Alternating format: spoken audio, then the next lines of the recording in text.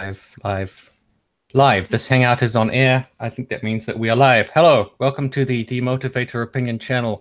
I am your host, Demotivator Opinion, and here we are having a hangout with way too many people, as is the norm on this website. So natural.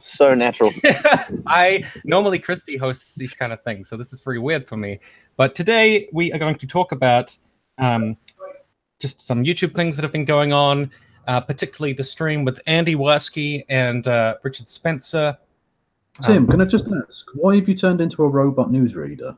Because I don't know what the fuck you're supposed to do when you're introducing this kind of thing. So you just talk like this, right? Like, you're doing right. You open it up, you give a little summary of it, then you go through the guest list, and then you start with the first question. You're doing fine, Tim. You're doing great. Well, just a short summary. We're going to talk about the alt-right, Richard Spencer versus Sargon, blah, blah, blah. And then we've taken a bunch of notes, and we're going to go through our notes and the hangout and just give general impressions, have some discussion, and I'll try to move it along. I'm not very good at that, so just if it goes off the rails, you've been warned. So who we've got here? We have got Chrisiosity and Foxy Jezebel and Kevin Logan and Christy Winters and Michael, the king of the internet, or whatever the fuck you wanted me to call it. I can't remember. Yeah. What was it? The bard of the left or something? The official bard of the left. Okay, I forgot what I was meant to call you. Rin and an actual joke. So I will link all of those people down below. Everybody say hi at once. Hi. Hi. Just like a cacophony of highs. Hi. Okay, so the first notes that we're taking were for 0 to 30 minutes, and I took a whole lot of notes on that. And where the fuck are the notes? I knew this was going to happen. So, can we sack Tim as host? I'm leaving a mutiny already. I can't fucking do this shit, man. So you're doing fine. Don't let Kevin break your psychological strength. So just on the first 0 to 30 minutes of the conversation between Spencer and Sargon, Spencer was summing up his career and his life, and his first point was that conservatives are wrong about free markets because they're too liberal.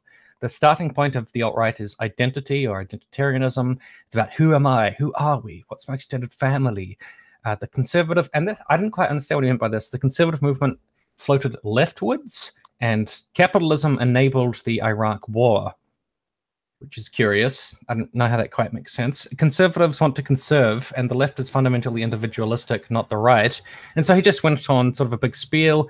He said he's not a libertarian. Libertarianism is kind of masked conservatism. They're anti-government. And then I just wrote here word salad, because honestly, I wasn't quite sure what he was talking about. And then Sticks introduced himself. He said he's basically a libertarian. He agrees that there are like dynastic systems and issues. Spencer cares about the erosion of the white family and the nuclear family, but he cares about the growth of government, especially bad government. The far left cares about corporations. The problem is that people are being abused. There's a particular group destroying society, but he says, Sticks says, the government is destroying society. So then he says people just yell at Spencer and say fuck him because they can't refute him or something. And okay, and then he says he's a pagan, but he doesn't like labels, and people, when he uses labels about himself like pagan, that people are dishonest about him and lie about him. Then Sargon did his intro. Sorry, this is a bit of a monologue, but we are going to talk about it. Sargon intro, he said, I'm an English liberal. I'm for enlightenment, individualistic liberalism. Liberalism still means liberal in England, not progressivism. And he rejects identitarianism. And then they got into this whole conversation about group rights. And JF said groups agree to binding contracts, and he recognizes that. And then Sargon is like, so you believe in group rights? And then Sargon says, I'm not in a binding contract with a group because the group has no power over me. And then I wrote, ha ha ha, I'm so smart. I added that bit. But basically, okay, the whole conversation gets into group rights versus individual rights, and then Spencer mocked Sargon talking about Locke because he was like, Locke, started the social contract, which was the foundation of society, and Spencer mocked Locke and those ideas as irrelevant. Yeah. So that's our starting point, just that spiel I went on. Any thoughts for How can I just say, yeah, the idea that the group doesn't have any control of you. I'd like Sargon to go out and commit a heinous crime and then see whether he gets locked up in a fucking cage for a very long time because the group has power over him. It's a ridiculous notion. Anyway. Right. Yeah. Well, then Spencer went into like a society as a group, and a group has rights, and you don't understand what's going on. They started calling each other autistic and stuff. Spencer said lived reality 5 million times. Anyone have a comment on this whole group rights versus individual rights conversation? One of the things that I think characterizes their two positions is that Sargon overemphasizes individual rights at the expense of group interests and group rights. And Spencer wants to put the group, in this case defined by their race, quote unquote, as the thing that should be the connecting principle for every individual. And so to watch them debate, it would have been interesting if they actually would have gotten more into the principles of the individualist. And one of the things that Sargon does in his talks is he'll talk about the state versus the individual and individual versus groups.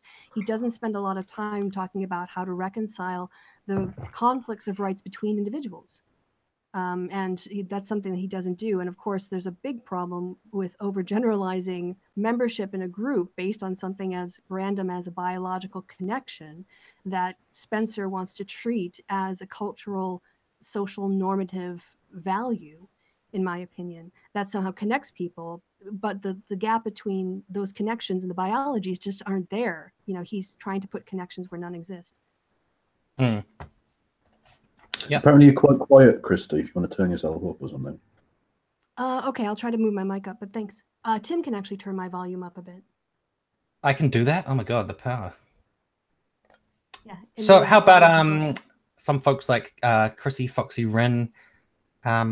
Any thoughts on this whole group rights versus individual rights conversation that we're having? And Sargon is like, the individual is the most important thing, and that is the thing that we should always have in mind at all times. And I mean, my issue with that is not that that's a bad thought, it's just that he seems to say that to the total detriment of the idea that a group could ever have precedence in any way. And obviously it can. I mean, even like in a war, for example, that's putting the just existence or the idea of a state or a country or a group of people, because there's an existential threat, above the idea of the individual. So individuals get sucked into a war and they get killed, so isn't it true that Carl would have been nothing without the group?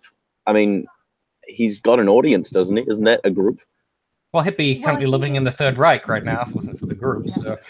Also, to kind of define collectivism here, which is more of a set of principles that say, if you have, it's kind of, the needs of the many outweigh the needs of the few. That's collectivism. We all have to sacrifice something for a society that we can all enjoy. Whereas the individualist would say, no, my rights are being infringed upon, and you're limiting my liberty and my enjoyment of life because I'm being infringed upon. So the collective doesn't mean, so collectivism is not collective. One's an ideology, the other one's a noun, and it's not like the group per se. So if anyone else wants to come in on who might understand, do a specialty in collectivism, but that's my understanding of it. Okay, so essentially, what Carl thinks is that there can't be an individual rights and collective rights, or individualism and collectivism at the same time. There are many philosophies that have an approach to both. For example, from my knowledge, there's something called egoism, which is sort of a individualist first and then collective second idea.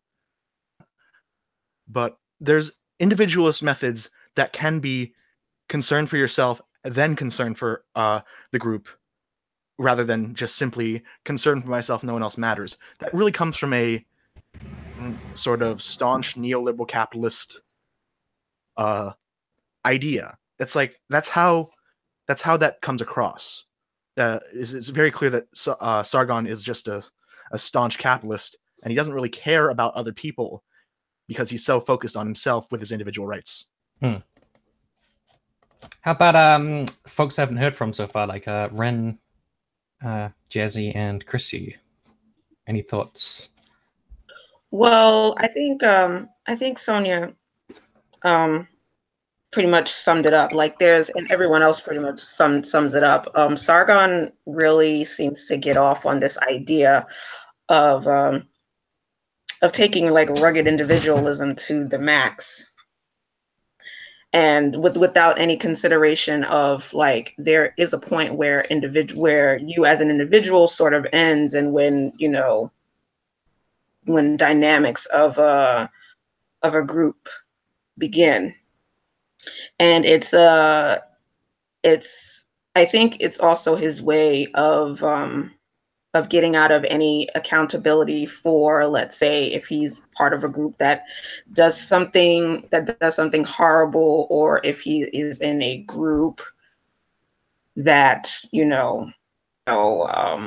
if you get into any race conversation with him, it's sort of him bringing up being an individual, and individualism is sort of his go-to way of trying to get out of any sort of accountability for being in a group that's on top of some sort of that's been on top of a social hierarchy for a long time, and that's sort of his go-to defense mechanism. Richard Spencer,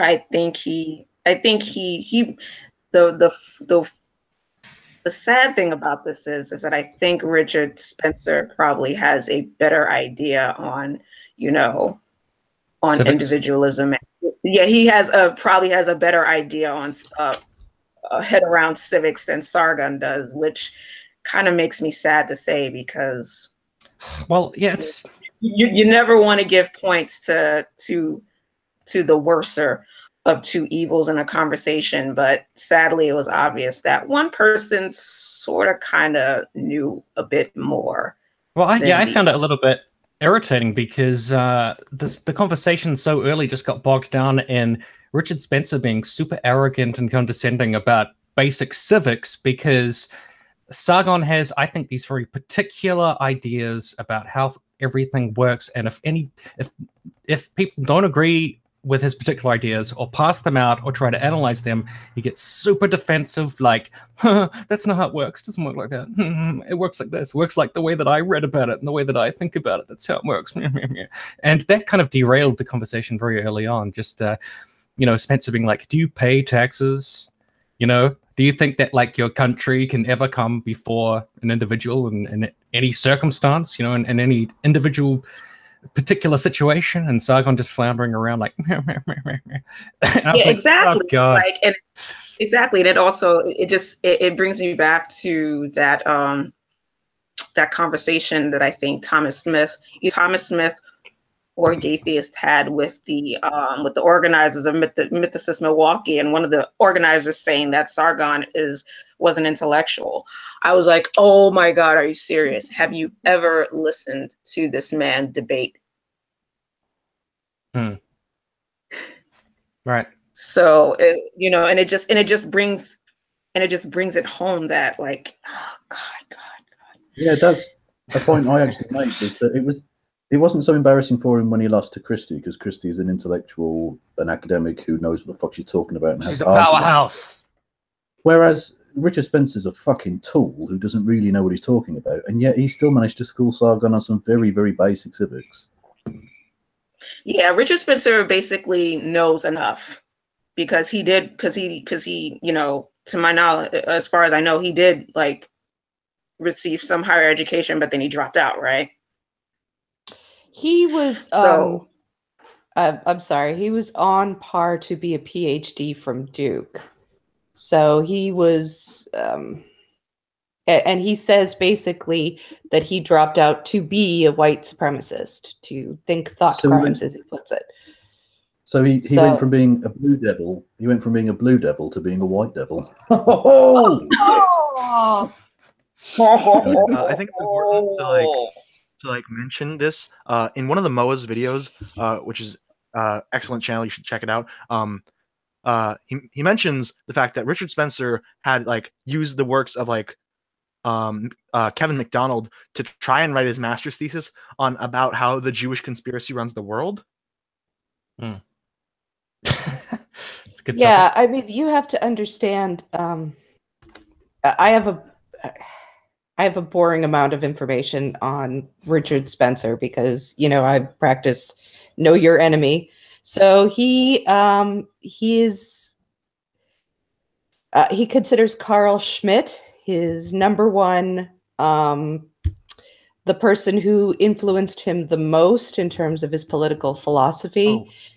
And Carl Schmitt is the Nazi who burned all the Jewish books and taught, and he was the one that sort of, he was a legal scholar, and he was talking about how Hitler was okay with killing people. It was okay that Hitler killed people because his basic theory is that liberalist democracies are too slow and they can't handle emergencies well, and it's better to have sort of a strong dictatorial leadership in place to do that instead.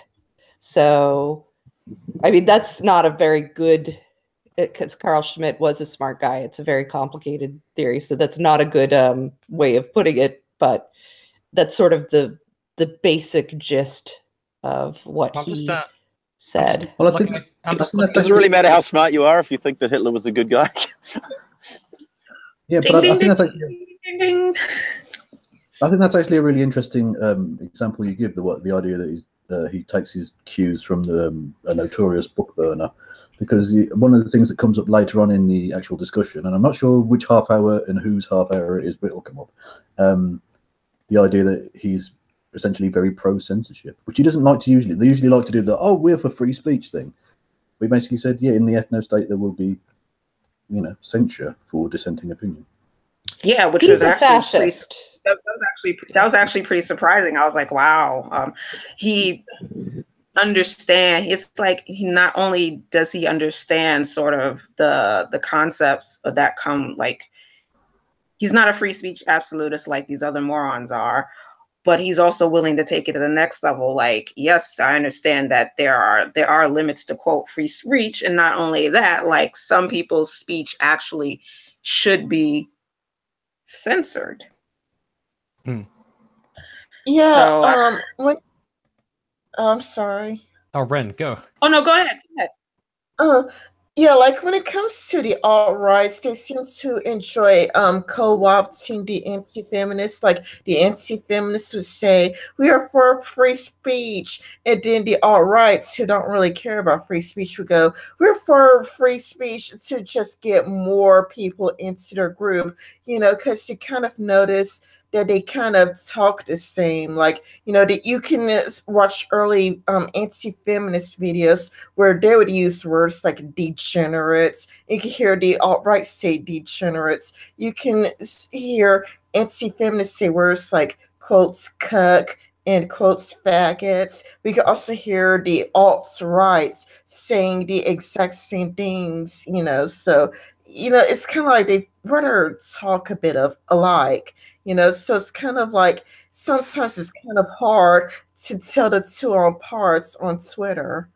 Yeah, like in terms of their vernacular and how they talk, like when Spencer was like, "You are living in an autistic existence" to Sargon, and he's like, "This is so autistic. What you're saying is really autistic." And then about, like, I don't know, half an hour later into the debate, Sargon himself was like, "What you're saying is autistic," and I was like, "Well, they both talk like that. You know, it's like they both share this vernacular and this rhetoric that sprang up around anti-feminism, like, oh, everybody's triggered, like, do you want your safe space, you're autistic, or in his infamous fuck you Bernie table punching scene, he goes on to describe Bernie Sanders.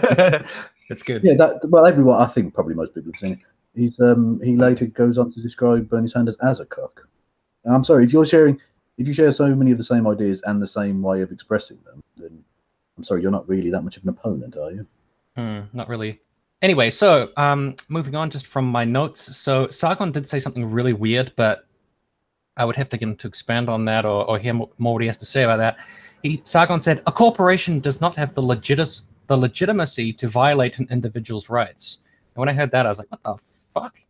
Like, I think he's talking about, you know, because he's all about his principles, all about the principles. The principle of the thing is that there's no contract or there's no like right of a corporation to violate your rights.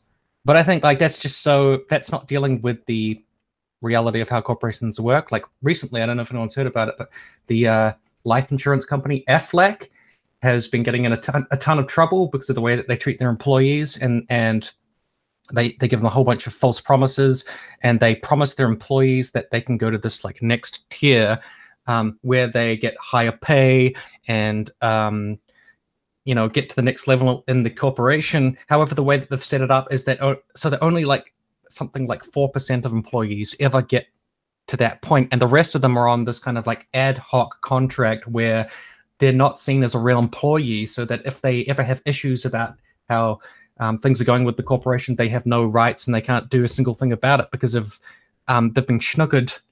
I don't know, I put an H on that. Snookered into a particular relationship with the company that they can't do shit about. So they take it to a court and it gets thrown out. And then you could just say, well, they knew signing up with this company that they'd be completely fucked over. But that's not the case. Like companies and corporations take people for a ride constantly. And it's really weird to hear Sargon just put it on a principle level. Like in principle, they can't violate your rights. Therefore, what? Like, what does that mean? All he has.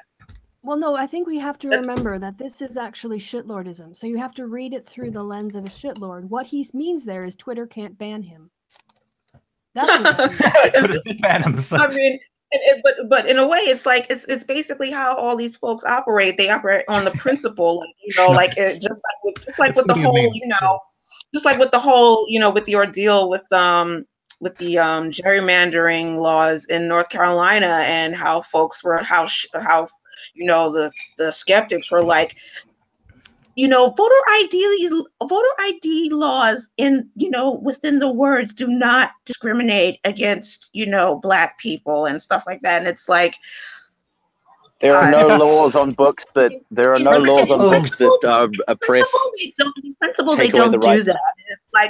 It's like, of course, in principle, they're not going to outright. No one's going to fucking outright say right in a law, like, you know, we're redrawing these districts to make sure that the darkies, you know, can't vote us out of office. Like that, you're never gonna find anyone put that shit in writing.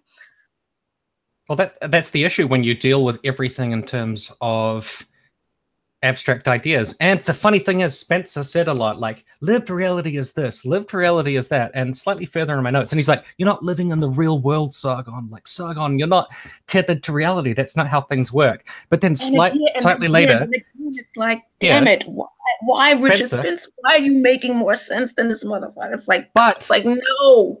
Slightly later in my notes, he says the ethno-state is an ideal which does not exist right now. It's something we're striving for. It's something that we're going for. And I was like, so much for lived reality. Like, you're not talking about lived reality anymore. Now you're talking about your fantastical Dungeons and Dragons fucking ethno-state. You know, so yeah, Spencer doesn't have a leg to stand on talking about practicality and reality, because his entire pretty much thing is just about this fantastical, magical future, which. You know, it doesn't fucking make sense, and everyone's like, this will lead to bloodshed and oppression and horror, and it will be a disaster, and your country will be, like, as Trump would say, a shithole. But you don't care about that. You just care about, like, I am going to talk about pragmatism and lived reality when I'm, you know, fighting against Sargon, and then we're going to spend the rest of the conversation talking about, is this person allowed in the ethno-state? Is that person? What chunk of land will we use for the ethno-state? Are these people white? You know, like, it's ridiculous.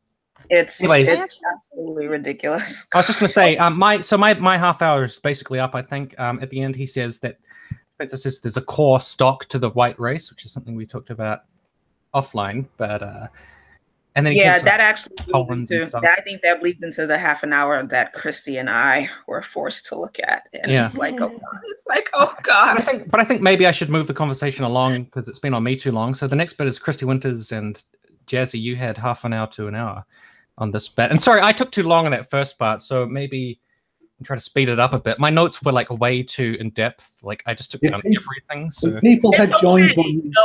It's really okay, because it's sort of what happens when actual skeptical folks have to have these conversations debunking bullshit. And it's like for every minute of bullshit we hear, we have to spend about 2 to 5 minutes breaking down why it's bullshit. I know, so it takes too long. It's so long. That's why for us who are more liberal and more on the left, that's why it takes us so long, because we end up spending so much time on how much of this stuff is bullshit, and that's sort of where we've been. So yeah, it's fine. No, it's fine. So Christy, you want to start this off? Because I'm sorry, Kevin had a comment. What was that? Well, I was just going to say, if people had joined my mutiny, we could have overthrown Tim's maniacal rule and put me in charge again. Yeah. And put the queen on the throne back where she belongs. We can start a ethno-state. Hey, Christianity. Hey. Okay, so over to Christy. I'm still thinking about Dungeons and Dragons ethno-states. Jesse. So what I thought, Jazzy, is that I'll just go over my vague notes, and then if you want to take any of these points and flesh them out a little bit or comment on them, and then we can maybe open it up for the group to react, or we can pick certain ones of these. But in the 30-minute section I pretty much focused on Sargon and Spencer because they were the main people in the debate, although Styx makes a point that I note here. So as I said before, two things, the hyper-individualism of Sargon contrasted with Spencer's collective identity, hyper-collective identity. The next thing I also wanted to say was the way that Sargon used abstract notions, whereas Spencer is always trying to sort of appeal to emotion or, make it like, to lived experience, which was an interesting dichotomy. And then they also had a complete inability to agree to terms and use definitions. So sorry, I'll stop there because I've got a few more points, but your reactions to those. Oh, I definitely agree. Like I said, this hyper individualism that Sargon sort of subscribes to was definitely a contrast towards Richard Spencer's idea of collectivism, like as a group, as an one of a group and as an identity. And I think it also, again, I hate giving this asshole point over another asshole. Yeah. But again, he seems to have, in some ways, he demonstrates a bigger understanding between individualism and collectivism, and understands that they can sort of both exist at the same time. But then again, he sounds more pragmatic, but then we'll go off into, later into like, trying to, explain this ideal of a white ethno-state that it could happen somehow without bloodshed and violence and and suffering and stuff like that. But anyway, noted that too. Other things that I noted. Let me go to where I know. Yeah, I know. I actually I lost my notes. I have to find them again. See, there were observations that I had, which Tim left off of the whole white stock thing, like how Richard Spencer said that there's a core white stock, white stock, and when people start using terms like, like stock, it automatically takes me to things like, is he going to say, white breeds next time? Mm-hmm. So, but I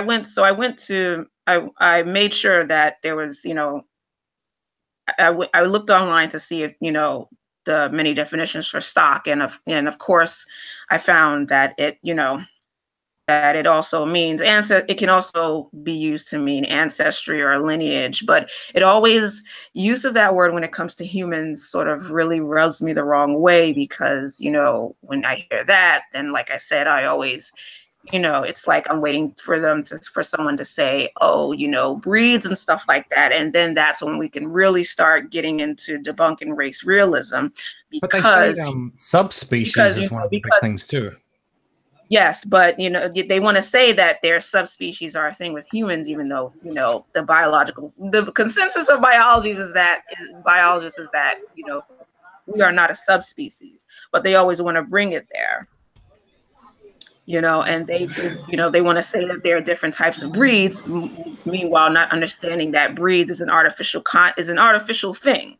That's sort of when we decide, that an animal, we decide what sort of traits for a type of animal that we want will be helpful for the animal that we want, and we control the mating of certain animals to get so that the likelihood of the animal we want having the certain traits that we want is possible. So that's totally artificial. There's nothing natural. There's nothing really natural about it. Ironically, that's actually what they want to do. They want to essentially ban what they call miscegenation, the idea of any kind of mixed child being born. So ironically, they do want to create breeds with specific. That's pretty much what they want to do. They feel that they think, oh well, it's natural that the races should be separate, but it's blah.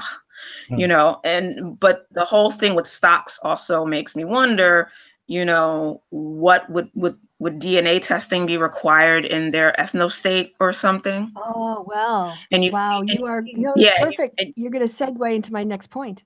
Oh, because Sargon brought that up, yeah. Yes, that's right. So Sargon, well, this is, sorry to interrupt, but it actually feeds into it. Oh, so no, go ahead. I want you to throw it back to you. Yeah. Go.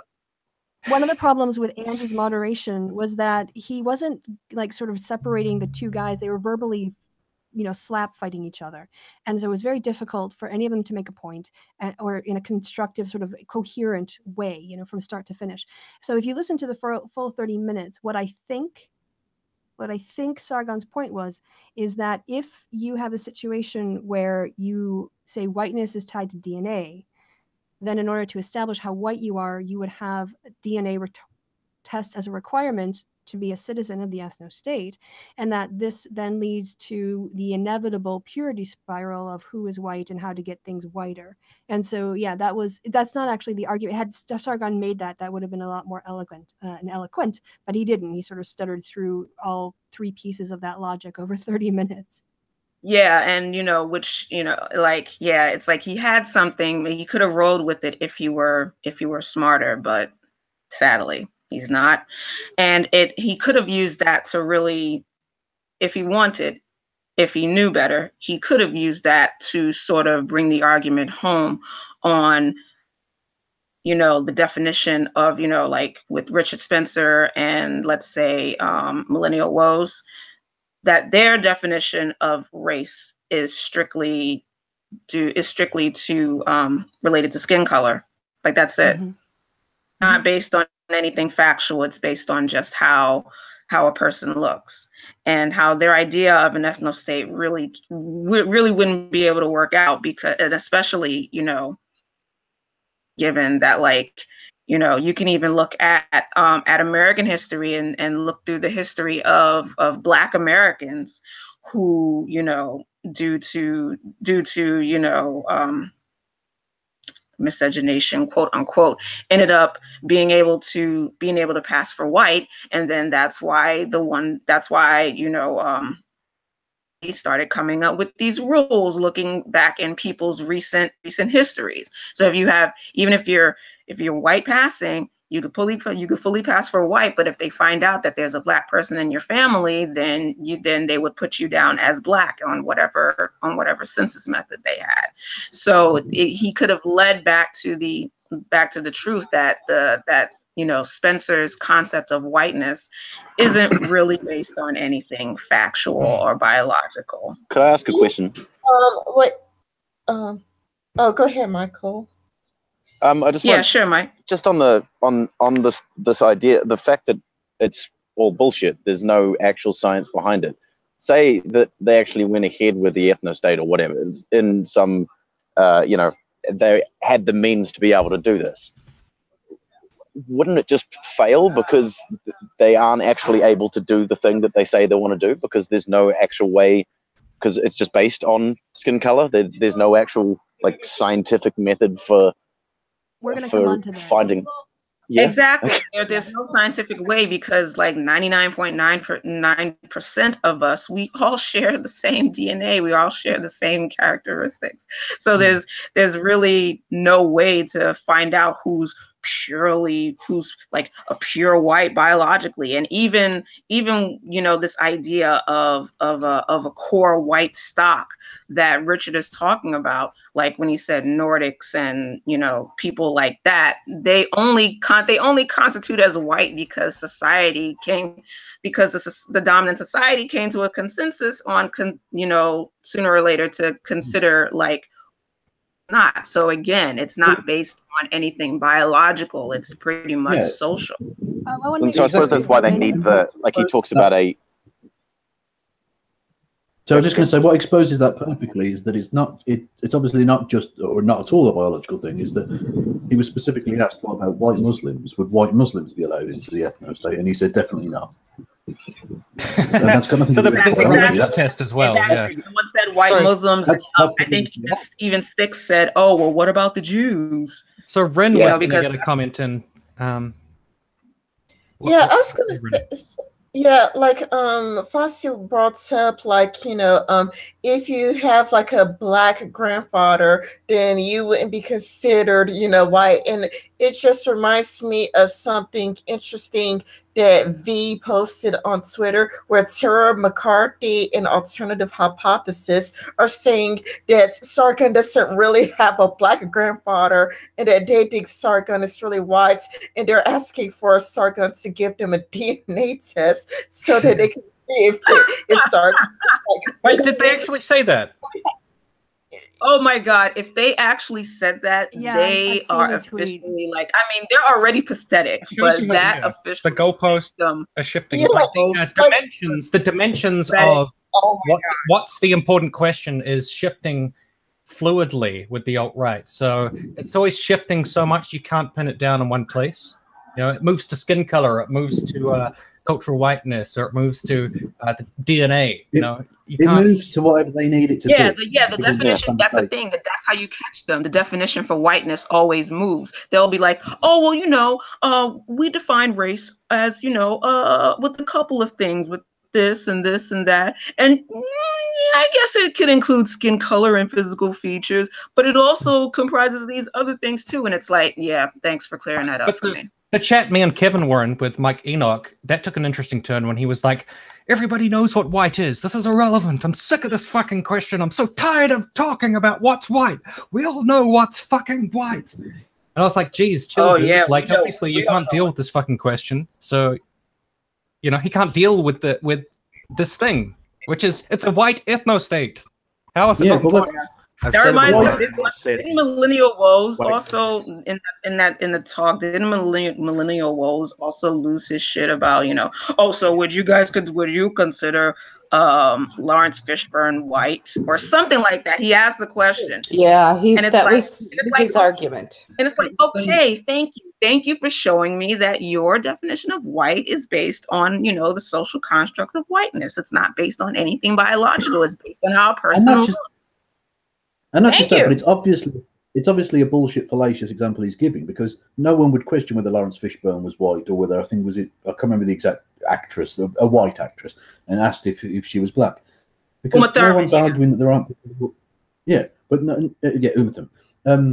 But it's the peripheries. It's the where does that stop? If you've got, there are lots of people who are white. I'm white, but someone who would be darker than me might not necessarily, under whatever definition you might want to choose. And where do you stop? And that's the point. It's not saying that white people don't exist or that black people don't exist. It's that it's obviously blurred at the edges. And so the idea of your ethno-state is fucking bullshit. Exactly. If I might. Well, you have to be... Sorry. No, Christiasity, you haven't spoken for a long time. You go. So, the very idea, and the idea that we're even giving this sort of idea of this ethno-state the time of day is an enormous amount of charity, because it's a garbage, horrible idea, right? And it's evil and violent, and everything about it is, we should be so far past this now. Martin Luther King Day is tomorrow. I'm sorry, and we're and I get to talk about. Yeah, I don't think we're necessarily giving that idea, like the idea, like the time of day, because it's in a way we have to. It's okay for us to poke fun at it, because just the fact that these folks were in a conversation giving such an insidious idea, the time of day.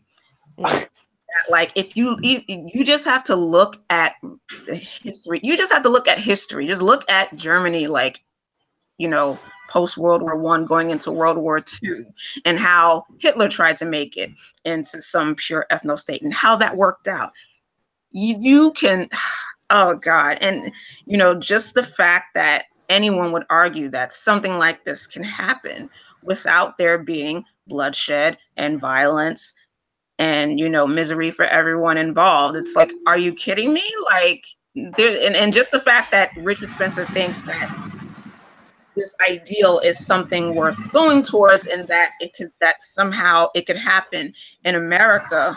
Like, are you fucking kidding me? There is no way in hell you're getting anybody, whether they, you know, emigrated over here, or whether they're like me, who are the descendants of folks who were brought over here against their will, you know, centuries ago. There's no way in hell you're going to get me out of I've, you know, settled down and made roots and made my home. There's no fucking way you're doing that to people without using force or violence. No way. Yeah, just to address Christiosity's point there, I don't think it's a matter of generosity to take this on. It's that these things happen and continue to happen, and indeed are happening around the world. Genocide is a thing that consistently keeps on happening, and so if we can tackle it in a peaceful manner before it gets to the stage of being able to become an actual thing, I think that's better, isn't it? It's not a matter of giving generosity to it, because it already happens. It's not like this is such an outlandish idea that it could never happen. So why not tackle it peacefully rather than let it develop, if that makes some sense? Well, I mean, when I say it like that, what I mean is they should be, the fact that they're coming here and we're even mulling this over, don't even friggin' come and tell me about your white ethno-state if you don't know what white means. You can't define white. Your definition of white is look at Uma Thurman, look at Lawrence Fishburne. That's fucking ridiculous. You're basing you're going to base the entire ethno-state on something you don't know what the hell it is, because it's something as complex as a state. Never mind even like an ethno-state. Something as politically complex as putting together a state or a nation, and you're really going to place the onus of creating that on pretty much what someone looks like on the outside. I like the idea. I like the idea that they'd sell this ethno-state and Lawrence Fishburne would turn up at the border. Like Lawrence Fishburne thinks he could get in or something, and he's trying to completely style it out at the border. That would be brilliant. I'd like the idea of that. Anyway, I wouldn't, because if he's surrounded by if he's surrounded by a bunch of hateful folks, he could wind up getting hurt or killed. So that's a no. So what was your point, Rin? Yeah, I don't know if you could see it or not, but I did find the tweets I was talking to you guys about earlier. And here is a screenshot from Tim McCarthy where it says, "We'd love to see your 23 and me. We're confused about how you and your parents look so white. Just talking about this with alternative hypothesis on Twitter. Not sure if you're over there." So they really are really obsessive over, you know, are your grandparents white, or, you know, they really are very obsessive over it, where your average person wouldn't really care all that much. No, very true. I think I wanted to leave this running the conversation a little bit, but I want to insert some information into this ethno-state whiteness discussion that might be helpful and take it in a slightly different direction. And that's to summarize, Styx talks about the problems. It was one thing when you wanted to have an ethno-state in like Europe, and you're basically like creating it on tribal lines, or a place like Japan. But he pointed out that in a country like America, an ethno-state just simply wouldn't work without force. And then Richard Spencer picked up on that. And I think this is actually kind of an important point, because I think the alt-right thinks this strengthens their argument when really it undermines it. Richard Spencer, I'm paraphrasing, said Americans could teach Europeans a lot about this notion of whiteness. And as we were talking about in the pre-show hangout,